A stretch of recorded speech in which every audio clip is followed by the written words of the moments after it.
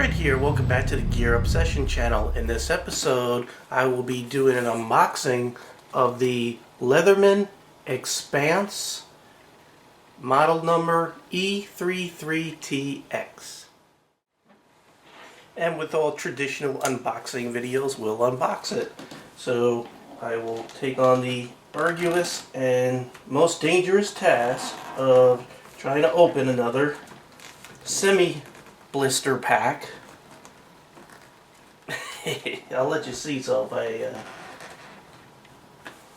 do something stupid, you get to watch. Alright. Let's see. We're getting close. Boy, one day they're going to figure this stuff out.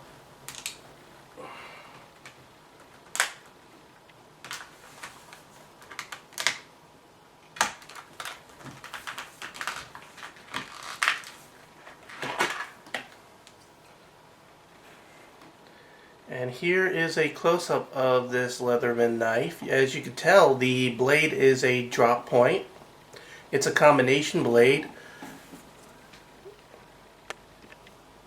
And I'm going to turn the light on, sorry. It's a combination blade, and you can see the serrations. The serrations are the traditional 3-point type serrations. The handle material is part glass-filled nylon, right? Let me check my notes here. It is part glass-filled nylon. 60% is glass-filled nylon, and the rest of it is stainless steel. The blade material is CM154, right?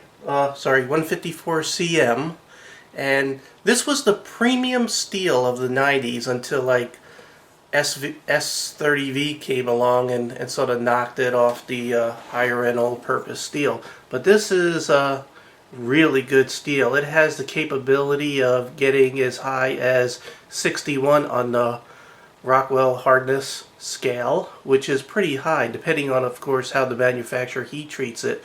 That steel is very, very good, very hard, very good edge retention, very good corrosion resistance. It's a good all-around material, but because it can be made harder, it may be a little more difficult to sharpen and get that nice edge. This steel was originally designed for special machinery, and I think specifically the company Crucible actually designed the steel for turbine blades. So pretty impressive steel, especially for its time. So let's go ahead and take a really close look at this. I'm going to go over the specs real quick. The blade is a 2.6-inch blade, so it's a little bit small, but if you're in an area that's kind of sensitive about knives and everything, and especially if they have rules on size, this could be a plus for this knife. Also, the weight is 3.75 ounces, which for everything this has, which you're going to see in a minute, it's pretty impressive that they kept the weight down that light. So let's go into this knife a little bit. You can see it is a liner lock. The liner lock, most liner locks have like jimping on what you got to push the lock aside. This one doesn't. It's smooth. So people who have sensitive skin don't have to worry about that. Has a single thumb stud, which I'm not a big fan of single thumb studs, but maybe they're trying to keep the weight down and everything. And I'll tell you something else. After using the Spyderco, I've been carrying it for months and months. Going back to a thumb stud is painful. You really get used to that hole. Because this is, by the way, this is going to be my next carry for the next couple of months, and I'll tell you why in a second. The clip is really wide, and then it thins out. Now, I usually like it when the clip comes down a little bit as it gets close to where it actually grips your pants, your pants pocket. But it's not super tight, but it still for some reason feels sturdy. So it's adequate. I'm not going to say it's bad, but I'm not going to say it's great. It is not reversible, and you can't switch it to left-handed carry either. So it's where it is, and that's it. Now let's take a look at the special things about this knife, which makes it ideal for my line of work, because I work in a lab with computers. And I'm going to grab the phone real quick and be right back. Okay, that was an important call, because that was my wife. So she's out doing a bunch of errands, taking care of business. So here's what makes this ideal for my line of work. Now again, I work in a lab, and I work with computers, and those computers have lots of screws and everything. And also when we receive stuff, you know, the knife, of course, to open boxes and things like that. Now, it also comes with a really nice screwdriver. You see the Phillips there? That's I think it's a 1/4 inch Phillips. And what else do we have here? How do you get this out? There we go. Oh, I see. You got a little thumb hole right here, or nail. And I'm going to bust my nail getting this thing out. It's a little tight. There we go. And there is a nice flathead screwdriver right there. Really nice. You know, I bet you I can improve the lighting just a little bit. So there's a flathead, and this is a carbiner, I think it's called. I don't want to mention. I'm so bad with words. Yeah, a carabiner or carabiner. But it also, you can use it for a bottle opener. Just put that over and pop it up. So these are all the tubes, all the tools that I would most commonly use at work. Without, you know, I'd never use pliers on a multi-tool. You know, your full-blown Leatherman, you have like all these tools and everything, and these are the most common. These are the most common tools. So I would rather carry a knife and these than carry a whole multi-tool. So, you know, if you in your everyday life at work and everything basically center around using tools like this, I gotta figure out how to fold this. I see. By the way, see how this locks? You have to push it in and then you can fold it in. But anyway, if your life revolves around these type of tools, you might want to look at this. By the way, this cost about $44. Now, another unique thing is this has this blade launcher thing. I think they trademark it, but this sort of sticks out here on top just a little bit, and you're supposed to be able to pull it back, and it opens up pretty quick, don't it? Lock up. I feel a teeny bit of side-to-side play, so I'm going to go ahead and tweak the pivot screw a little bit. Very little. I mean, you can't feel it go back and forth, but you can feel it bumping as it goes from side to side. So I'm going to tighten it up and see how it goes. Let's see how sharp it is out of the box. Do you folks see that? Good and sharp. So I am pretty impressed with this knife. Now let's see blade centering.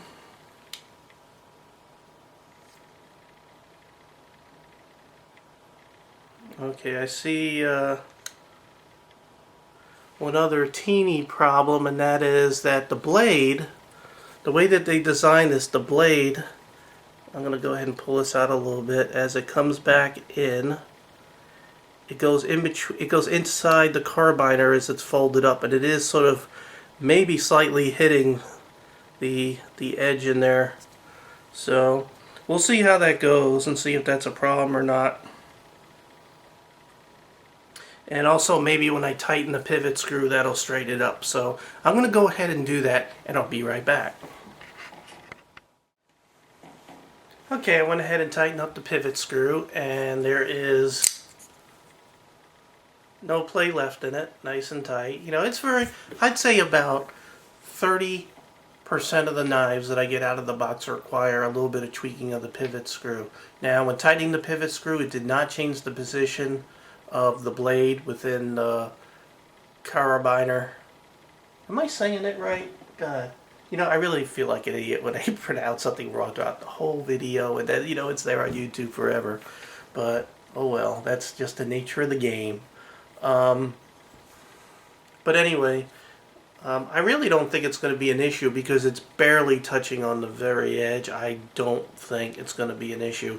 Plus, there is a sort of like a spacer or a bumper right here to purposely, and it's very hard to see because it's deep in there, but there's like a little nub in there that sort of is meant to touch the blade. It's plastic, and it puts it in the correct position. So, you know, this could be designed,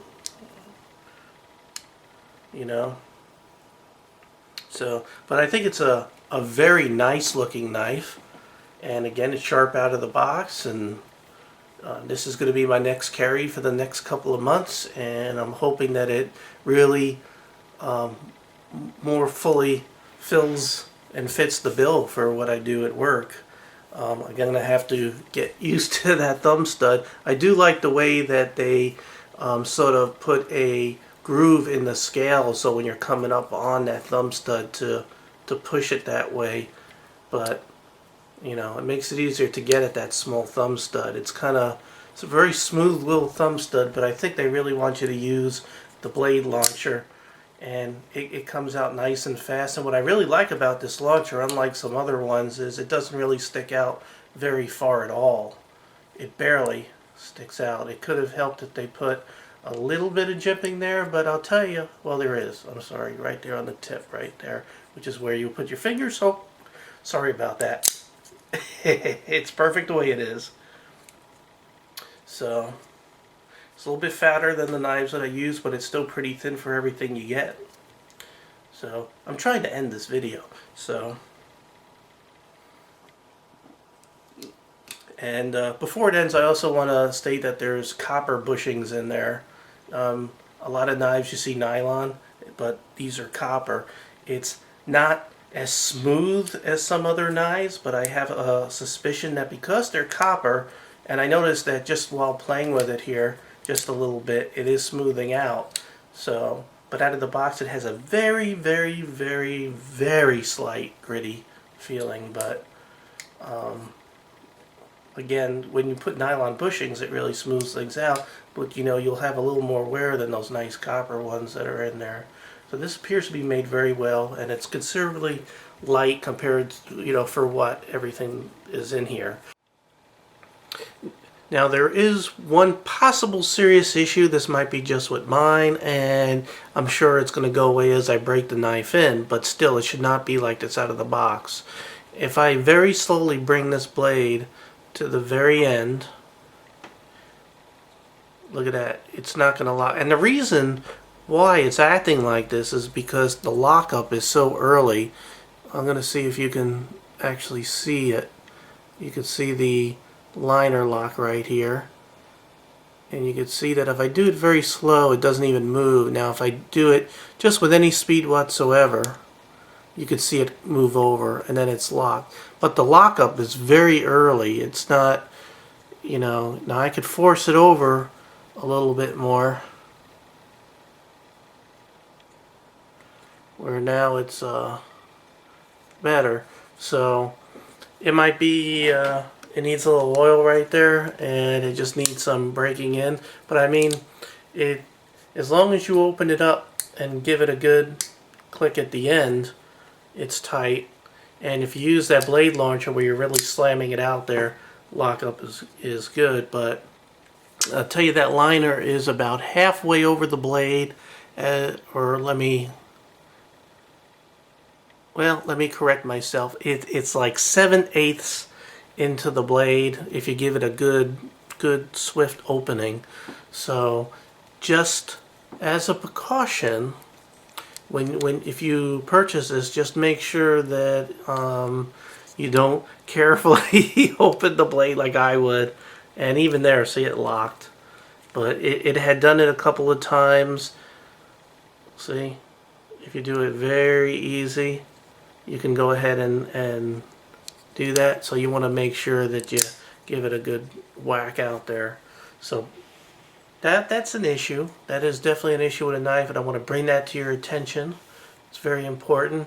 But I'm going to oil it up a little bit, and again, in the long use, I'll go ahead and sort of come back and we'll take a look and make sure that's no longer an issue.